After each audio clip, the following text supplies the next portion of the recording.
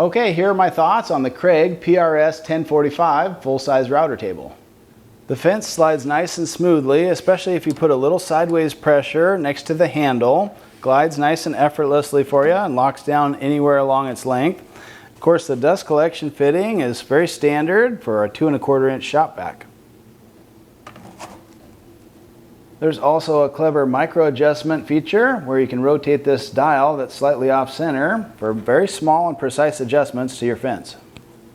And like many router tables, it's got a split fence, so you can adjust the opening around the bit to accommodate different bit sizes. But one thing I really like is any accessory you might want to add operates independently from those split fences, so they don't seem to interfere with each other.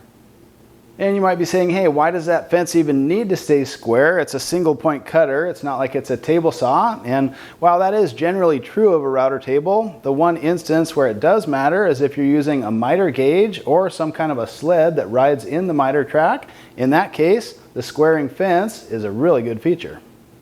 I think my next accessories will be the lockable casters for this table, as well as the power switch that'll let me turn both the router and the dust collection on at the same time.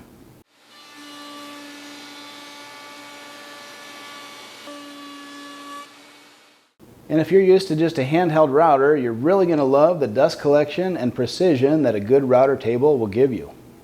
It even has joining rods that store right in the fence, and that's a special feature that if you install it on the outfeed side of your split fence, you'll be able to use your router table like a joiner. Install the rods in the shallow grooves for a 1/16 inch cut or the deeper grooves for a very fine 1/32 inch cut. Then just slide the fence back until the outfeed part of the fence aligns with the bit and lock it down.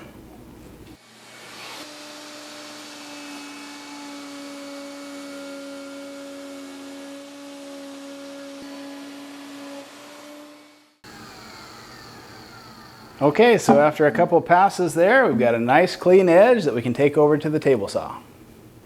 And as far as optional accessories for the table, you have the precision router table stop. You can flip those up out of the way when not in use, or drop them down for making common cuts like stopped grooves.